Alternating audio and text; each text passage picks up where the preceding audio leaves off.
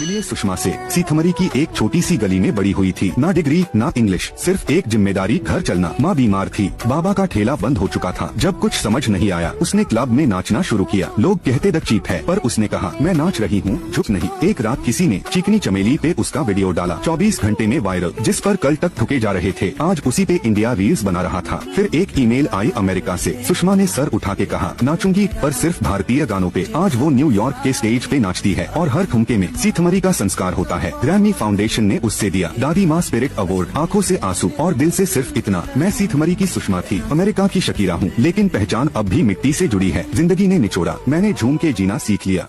हर शादी खुशियाँ नहीं लाती। तानिया एक बड़े घर की बेटी, नए कपड़े, प्यार, इज्जत सब कुछ था, लेकिन उसके पिता के कंधों पर लाखों का कर्जा था। इसलिए उन्होंने अपनी जिंदगी की सारी बचत लगा दी ताकि बेटी की शादी एक अच्छे घर में हो जाए। पर जिस घर में तानिया गई वो अच्छा घर नहीं, सिर्फ दहेज के लिए तरसता घर था। ससुर छोटा डॉन रोज धमकाता, अपने बाप से पैसे लेता। सासू माँ हर बात पर ताने, अपनी माँ से रोटी बनाना नहीं सीखा क्या? ननद पोहा बनाती पर तानिया को नहीं देती, कहती तेरे मुँह से बदबू आती है। और पति अमाल कभी कभी गाने सुनाता, पर पीठ पीछे उसकी चुगली भी करता। फिर भी तानिया वही रही, क्योंकि उसने बचपन से सिर्फ एक बात सुनी थी, बेटी की डोली मायके से उठती है और आरती ससुराल से। और इसी संस्कारों के साथ तानिया वही रहती है, रोज थोड़ी सी मरकर, रोज थोड़ी सी जीकर। गांव में इलेक्शन के चलते त्रिकोण और गंजी खड़े हो गए थे। त्रिकोण कहता है अगर मुझे वोट दोगे तो मैं अपनी सोने की दुकान पर 30% छूट दूंगा और हर घर तक पक्की सड़क और पीने का पानी मिलेगा। गंजी भी कम नहीं थी, वो बोलती है गाँव वालों, मैंने तुम्हारे लिए अपना नया जी मार्ट खोला है। मुझे वोट दोगे तो मैं वादा करती हूँ हर घर तक मैं फ्री में मोबाइल और वाईफाई पहुँचाऊंगी। सड़क के गड्ढे भरे हुए मिलेंगे, हर घर के आगे नल और गोल भी 30% सस्ता ला कर दूंगी। गंजी की बातों से इम्प्रेस होकर गंजी माता की जय बोलकर लोग गंजी को जीता देते हैं। जीतने के कुछ दिनों बाद गांव की समस्याएं वैसी की वैसी ही थी। सब गंजी से शिकायत करने जाते हैं और कहते हैं ना नल का कनेक्शन, ना कोई मोबाइल और ना ही कोई वाईफाई, रास्तों के गड्ढे भी वैसे के वैसे, ऊपर से सोना भी त्रिकोण ने महंगा कर दिया। तब गंजी कहती है हर चीज का एक सही वक्त होता है, समय आने पर ही सब चीजें सही हो जाएंगी। तभी लोग कहते हैं ये भाषण मत दो, ये समस्याएं कब दूर करोगी वो बोलो। तभी गंजी कहती है अभी ये समस्याएं मैंने अगले इलेक्शन के लिए बचा के रखी है, तो अगले इलेक्शन तक धैर्य रखें। और अगर इस बीच तुम्हें किसी चीज की जरूरत पड़े तो मेरा जी मार्ट 24 घंटे खुला ही है। कुछ भी चाहिए होगा तो जल्दी से जाकर खरीद लो, डिलीवरी मैं खुद घर तक ला कर दूंगी।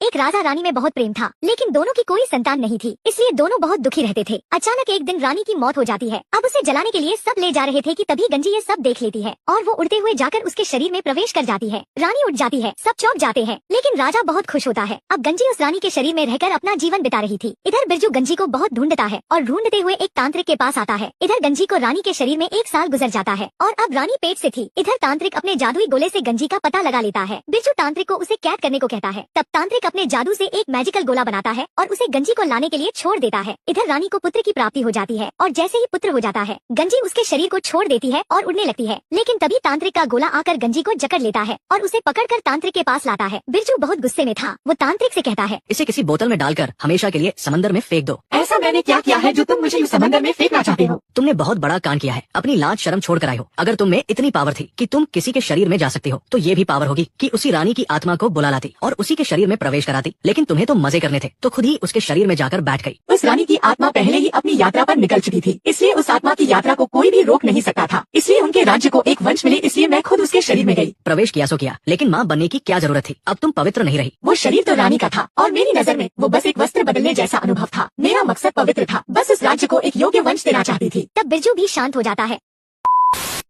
बिरजू और गंजी जंगल में बातें कर रहे होते हैं। तभी बिरजू को एक फूल दिखाई देता है। उसे उठाने के लिए बिरजू आगे चला जाता है। जब वो पीछे मुड़ता है तो देखता है गंजी के पीछे एक बड़ा फूल दिख रहा है। फिर समझ आता है वो एक मॉन्स्टर है जो अपनी कलियां ओपन क्लोज कर रहा है। जैसे ही वो गंजी पर हमला करने आता है, गंजी पलटती है, तब तक मॉन्स्टर का हाथ उसे मारने आगे आया होता है। अब गंजी को लगा वो तो मर गई, लेकिन मॉन्स्टर अचानक स्टेचू हो जाता है। गंजी देखती है बिरजू उसे दूर से कंट्रोल कर रहा है। आखिरकार मॉन्स्टर मर जाता है। तभी गंजी बिरजू से पूछती है ये तुमने कैसे किया? तब बिरजू कहता है अपने विल पावर से।